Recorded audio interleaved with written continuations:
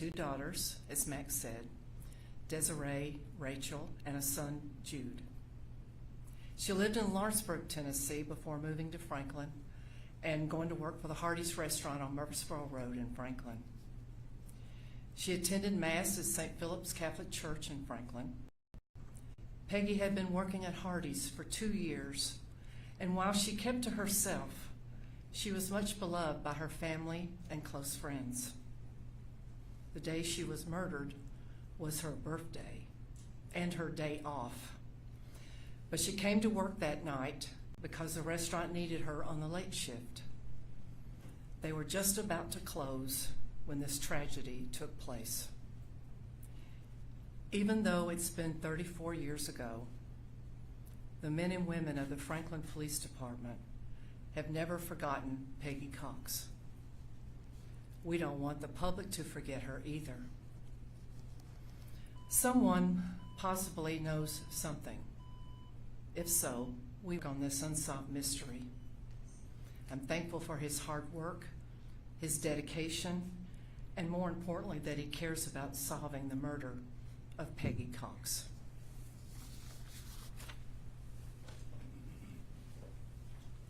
All right. Thank you, Chief. And now Detective Matt Thompson. Good afternoon. On the late evening of February 1st, 1991, Miss Peggy Cox was working her normal night shift at the Hardee's restaurant on Murfreesboro Road. A male voice was heard over the drive-through intercom that was sounding throughout the restaurant. He ordered his meal, drove up to the drive-through window, and reports from witnesses inside the restaurant said they heard 2 gunshots fired. Ms. Cox's son, Jude, found his mother suffering from a fatal gunshot wound to the head on the floor of the Hardee's restaurant after the suspect had fled the scene.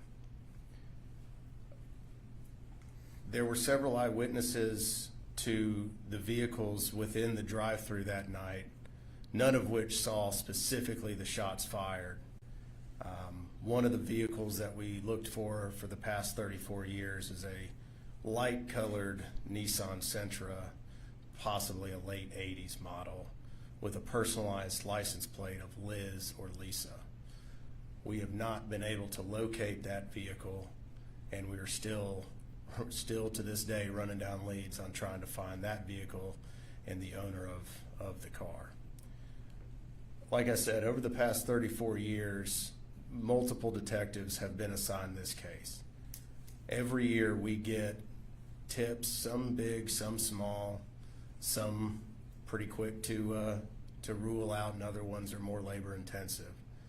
But each year we run down these tips. Right now, there's up to a $26,000 reward for information given to us that will provide the arrest of a suspect in this case, and that reward comes from several different agencies. What we're hoping for now is 34 years after this terrible tragedy that somebody can come forward. Just need someone to come forward and provide that piece of information that can help this family have some sort of closure and to bring Peggy's killer to justice.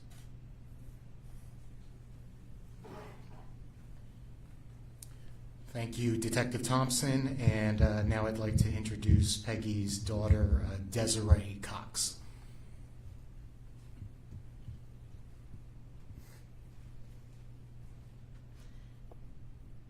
It's been a long 34 years, and it's time for some answers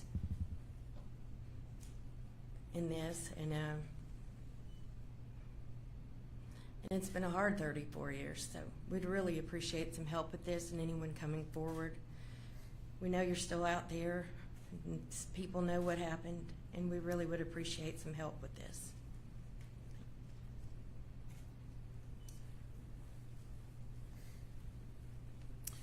Before we highlight the number on this board here, this is the non-emergency number for the Franklin Police Department, 615-794-2513.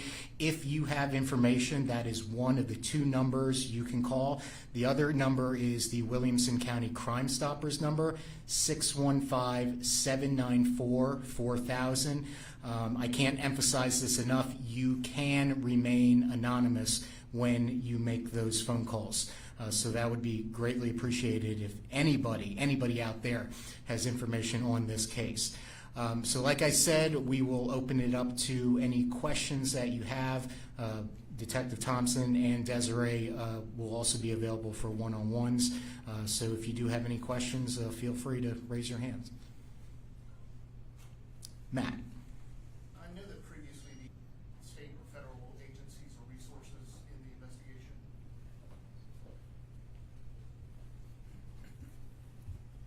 The FBI has been involved in the past, specifically when Detective Barnes was on the case, because he was basically contracted to the FBI to work for them as well. Lately, there have not been as much federal assistance to us, mostly because this is a case that would be typically handled. If we do require any resources from any sort of state or federal government agency, they've always been very willing to help us with that. And as recent as a couple of years ago, I enlisted the help of the TBI to search a property. Absolutely willing to help in any way they can. And in terms of any evidence from past evidence that have been collected, is there anything that's potential key in terms of new technologies, or is it mainly based off of the public's input at this point? At this point, it's mainly based on the public's input. The reason for that is that 34 years ago, when this crime happened, casings recovered. If the gun created a shell casing in the act of firing, it likely would have went inside the vehicle. So there's very little physical evidence. We also did a drive-through. There was no money missing, anything like that. So a lot of these cold cases through the years, you get hit on DNA database. The scene, we don't really have that, and that's been an uphill battle since the night it happened. Yes. Other than the vehicle, are there any other leads at this moment? There are some leads, mostly coming in from citizen tips. They're so vague and they're hard to run down. And a big problem that we run into now is the fact that it has been so long that a lot of the people that were witnesses that day have either passed away or moved far away, and we're losing the people that were there that night. So that's the biggest lead we have, is that vehicle. I know when this happened, the police department put out several news releases looking for that vehicle, but were never ultimately successful in finding it. Yeah, Courtney. When was the last time there was a press conference on this?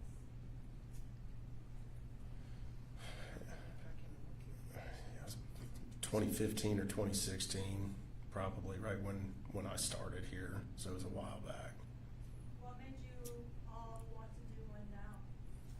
I think at this point it's just good to kind of consolidate everything that like I said, it's been so many years, the information needs to be consolidated at some point so we can kind of figure out exactly what we're working with. Over these years, hundreds of people have been interviewed, hundreds of pieces of evidence have been collected.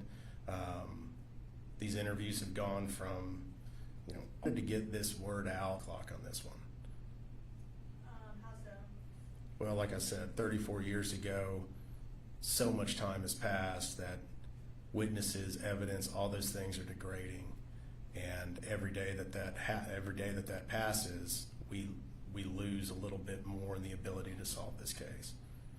Do you guys at this point have any inclination if the person who did this knew her personally or was random? In my opinion, it looks like it was random. I don't have any inclination. I've never found any hard and fast evidence through interviews or physical evidence to indicate that this was some sort of targeted attack.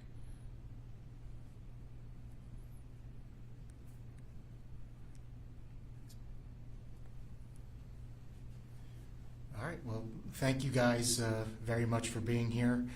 Again, to the Cox family, thank you as well. Thank you to everybody tuning in on Facebook right now. To kind of touch on your question about why now, Courtney, I just want to pledge that from the Public Information Office, my pledge to you, the family, is to continue to push this out.